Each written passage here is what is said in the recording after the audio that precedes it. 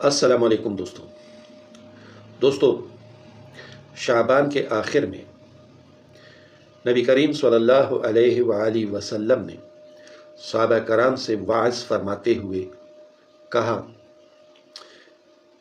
کہ تم لوگوں پہ ایک مہینہ آنے والا ہے جو بڑا ہی مبارک مہینہ ہے۔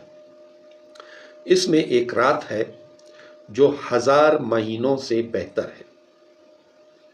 اللہ تعالیٰ نے اس مہینے کے روزے تم لوگوں پہ فرض کر دیے ہیں اور راتوں کا قیام خیر کا باعث بنایا ہے۔